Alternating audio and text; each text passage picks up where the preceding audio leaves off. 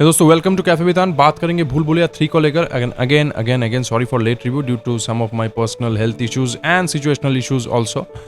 तो दोस्तों भूल भुलैया 3 जो है भूल भुलैया फ्रेंचाइजी की तीसरी फिल्म है। जाहिर सी बात है 3 लिखी हुई है, तीसरी होगी।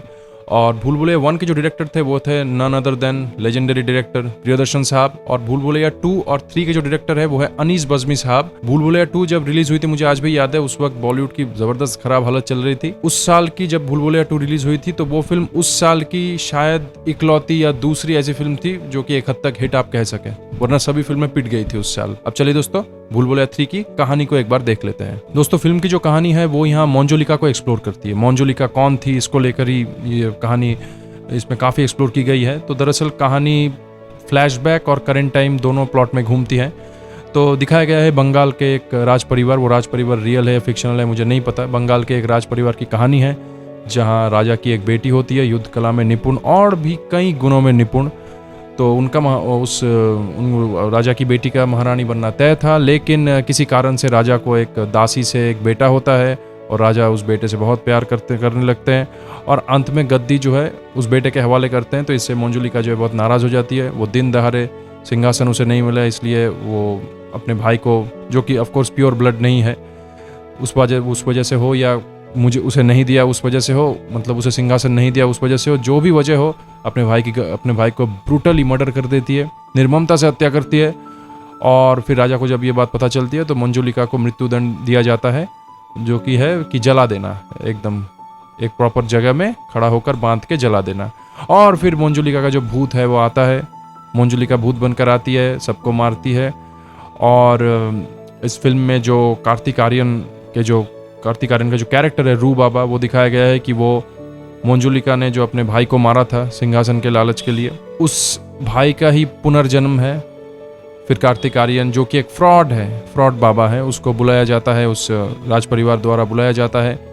अब वो कितना उस भूत को भगा पाते हैं, भूत से लड़ पाते हैं, कितना सबको बचा पाते हैं या नहीं बचा पाते, और भी कौन से राज खुलते हैं, इसी को लेकर कहानी है। अब चलिए दोस्तों देख लेते हैं फिल्म कैसी है। दोस्तों फिल्म के शुरुआत में ही कुछ फेक एग्जॉर्सिज्म रिलेटेड केस दिखाकर आपको हंसाने की कोशिश की गई है, जिससे मुझे तो बिल्कुल हंसी नहीं आई, आप लोगों का नहीं पता। उसके बाद कुछ ऐसी घटनाएं फिल्म में घटती है जिसके तहत फिल्म जो है अपने मेन प्लॉट में घुसती है, और उसके बाद काफ़ी ट्विस्ट एंड टर्न्स, काफ़ी घटनाएं होती है और फिल्म अपने अंजाम तक पहुंचती है। इस बीच अगर आप मुझसे कहें जो ये एक हॉरर कॉमेडी फिल्म है, जाहिर सी बात है, तो हॉरर कॉमेडी इसका ये मतलब बिल्कुल भी नहीं है, जैसे मैंने पहले भी कहा था कि हॉरर आपको बहुत डराएगी और कॉमेडी आपको बहुत हंसाएगी। ऐसी बात नहीं है। इसका मतलब है हॉरर आपको उतना बिल्कुल नहीं डराएगी। जितने मैंने हॉरर कॉमेडी देखी है वो मैडॉक यूनिवर्स वगैरह की, कि हॉरर आपको नहीं डराती है लेकिन देखने में मज़ा आता है, और कॉमेडी आपको काफ़ी हंसाती है अगर पंच लाइन कॉमेडी वगैरह अच्छी हो। तो यहाँ हॉरर बिल्कुल भी नहीं डराती उतनी। और रही बात कॉमेडी पंच लाइन की, जो रॉयल फैमिली कैसे गरीब हो गई, वो जो सिचुएशनल जो कॉमेडी है, वहाँ से जो ह्यूमर निकालने की जो कोशिश की गई है, वो काफ़ी एक हद तक अच्छी है, मज़ा आता है। और वो हॉरर की जहाँ तक बात है, हॉरर एलिमेंट देखो डराती तो नहीं है लेकिन देखने में उतना मज़ा भी नहीं आता। शुरुआत में एक सीन है जहाँ वो मोंजुलिका का जो वो एक क्या बोलते हैं भूत छत में से एक इंसान के ऊपर गिरता है, वो देख के तो ऐसा लगता है जैसे मानो कोई पुतला गिरा। मतलब शुरुआत में वो सीन देख के मैं बहुत इरिटेटेड हो गया। ये सीन है बिल्कुल भी हॉरर, भले ही डरावनी ना हो लेकिन देखने में मज़ा भी नहीं आता, जो कि स्त्री 2 में मज़ा आता है हमें देखते हुए हॉरर एलिमेंट को। और अगर आप बात करें बैकग्राउंड म्यूजिक एक्टिंग की, बैकग्राउंड म्यूजिक की तरफ बाद में जाते हैं, एक्टिंग की बात कर लेते हैं। एक्टिंग की बात करें तो माधुरी मैम और विद्या मैम ने ज़बरदस्त काम किया। हालांकि कुछ सीन्स में वो क्या मतलब ओवर लगी मुझे, कुछ सीन्स में, कुछ एक्सप्रेशंस में, लेकिन इनमें उनकी कोई गलती नहीं है। वो तो उन्हें कैसे डायरेक्टर साहब की गलती है या डायरेक्टर साहब की मतलब चॉइस है, कि वो उन्हें गलती नहीं कहूँगा, चॉइस है वो कैसे प्रेजेंट करेंगे, पर वो चीज़ मुझे अच्छी नहीं लगी कुछ जगह पे। पर ओवरऑल माधुरी मैम, विद्या मैम ने ज़बरदस्त एक्टिंग की। कार्तिक आर्यन के एक्टिंग की बात अगर करूँ तो वो कई जगह पे ऐसा लगा कि बिल्कुल ठीक है, नेचुरल है, और कई जगह पे कोशिश कर रहे हैं एक्टिंग की, अक्षय कुमार की कॉपी करने की कोशिश कर रहे हैं, ऐसा लगा।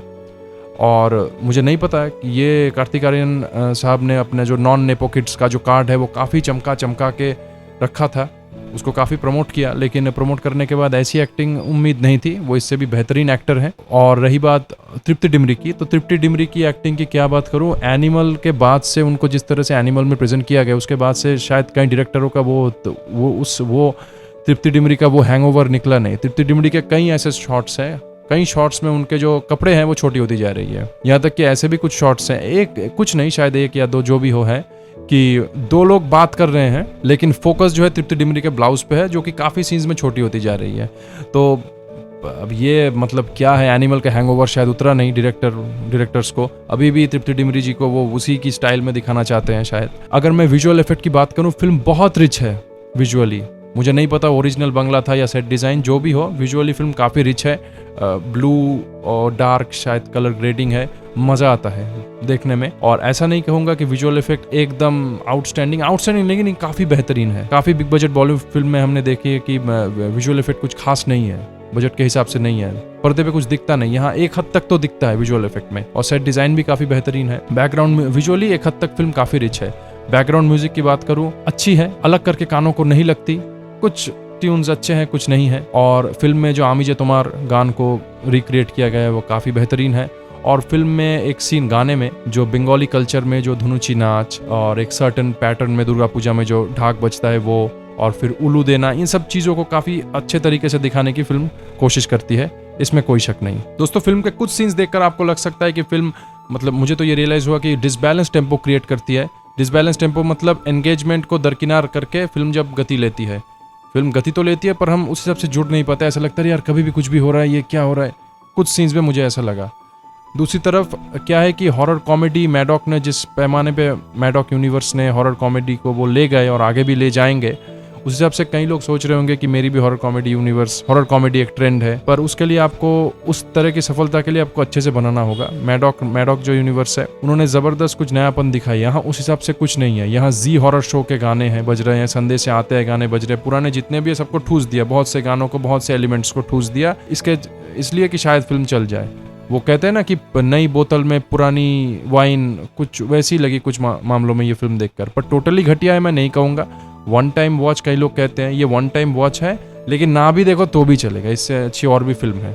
अगर आप मुझसे पूछिए तो मैं, इससे अच्छा है मैडॉक फिल्म की कोई और फिल्म जो है वो दोबारा देख लीजिए।